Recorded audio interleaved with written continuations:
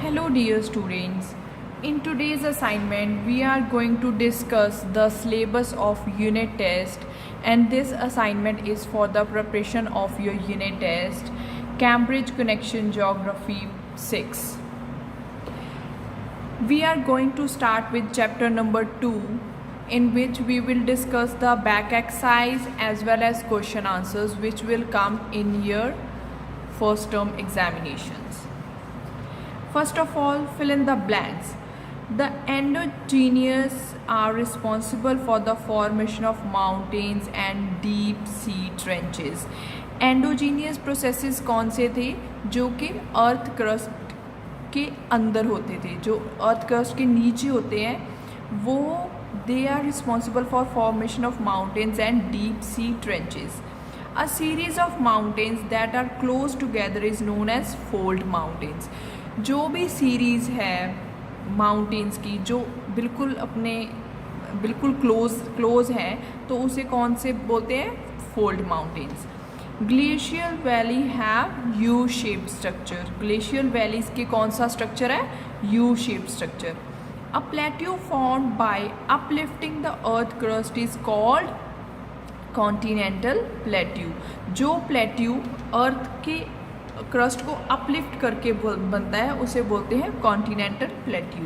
The alluvial plains are formed by river deposit. जो alluvial plains हैं वो river के डिपॉजिट से, जो रिवर लेकर आता है अपने साथ जो फर्टाइल सॉइल लेकर आता है, वो फर्टाइल सॉइल क्या होती है? डिपॉजिट होती जाती है, ऊपर से पानी बहता जाता है और नीचे जो लेयर्स बनती जाती हैं सॉइल की, तो वो सॉइल को एलुवियल प्लेन्स बोलते हैं.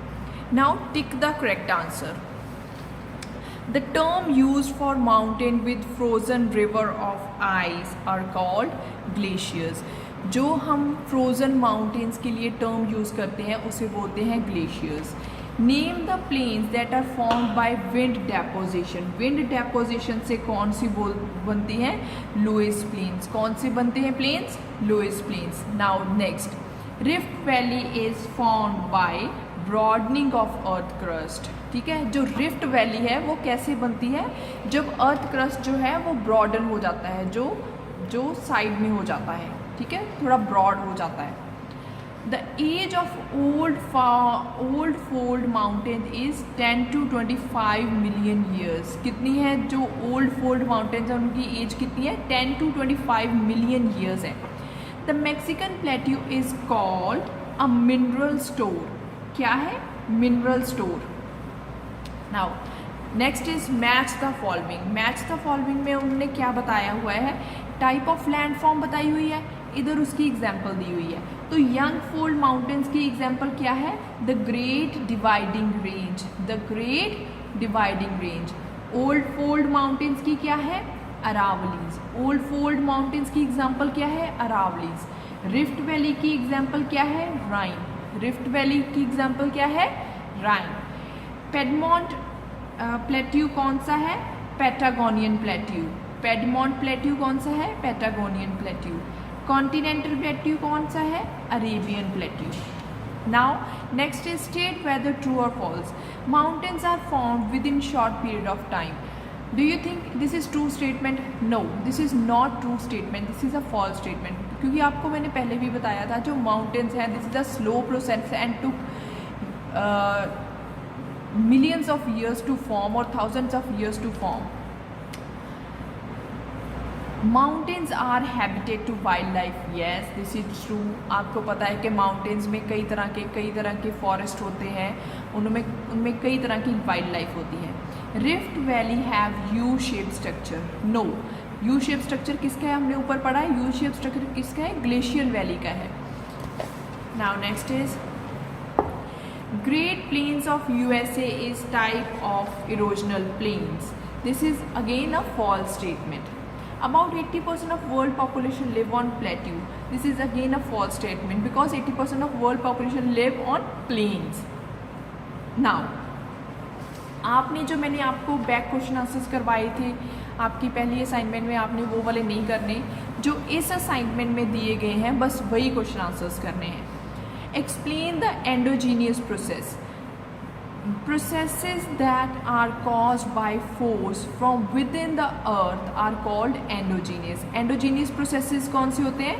वो processes जो अर्थ के अंदर ही, जो फोर्स जो अप्लाई होती है अर्थ के अंदर ही होते हैं, उसे एंडोजीनियस बोलते हैं. Exogenous processes come from force on और अबव अर्थ सरफेस. जो अर्थ सरफेस के ऊपर होते हैं, जहाँ उसके अबव होते हैं, उन्हें उन प्रोसेसेस को बोलते हैं exogenous. Now 3 different types of valleys. Different type of valleys कौन सी हैं? River valley, rift valley and glacial valley. Explain the structure of plateau. अब प्लेट्यू कैसा होता है? It is a table land composed of old crystalline, igneous and metamorphic rocks. जो mainly जो plateaus होते हैं वो एक तरह के प्लेन होती है, लेकिन टेबल की फॉर्म में. टेबल की फॉर्म में इन सेंस वो सेंटर से थोड़ी ऊंची होती है, फ्लैट होती है और साइड्स उसकी स्टीप होती हैं.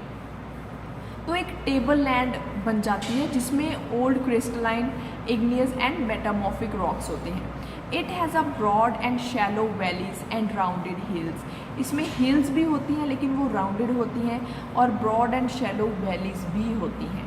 Now next question is, what is the importance of mountains? Mountains are important to us by it is a store house of water. ये वाटर का स्टोर हाउस होते हैं क्योंकि ग्लेशियर्स बने होते हैं. जब भी थोड़ी सी गर्मी बढ़ती है तो ग्लेशियर्स जो हैं वो पिघलते हैं और रिवर की फॉर्म में थ्रू आउट द ईयर वो बहते हैं. In mountains dams are built in river side hydro electricity. तो माउंटेन्स में ही जो अलॉन्ग जो रिवर्स निकलते हैं उनमें हम डैम्स बिल्ड करते हैं जिससे हाइड्रो इलेक्ट्रिसिटी प्रोड्यूस होती है. It is a tourist place. ये एज अ टूरिस्ट प्लेस भी हमें यूज़फुल होते हैं. Mountains are rich in flora and fauna. जो माउंटेन्स होते हैं इसमें फ्लोरा भी बहुत होता है, फौना भी बहुत होता है. फ्लोरा मीन्स जो भी हमें ट्रीज़ होते हैं, वुड मिलती है, जो भी कुछ हमारे पेड़ पौधे, हर्ब्स, जितना भी सारा कुछ ये है. और फौना में आते हैं different type of wild life. कितने तरह के जानवर, पंछी, पक्षी, कितने तरह के होते हैं. Mountains encourage sport like hang gliding, paragliding and river rafting. बड़ी तरह की जो स्पोर्ट्स होती हैं वो सिर्फ माउंटेन्स में ही पॉसिबल हैं. सो ये है सभी importance of mountains. Now that's all for this chapter. Please do learn this chapter thoroughly from this assignment. In the next assignment we will cover the chapter number 3 of your 6th class. Thank you.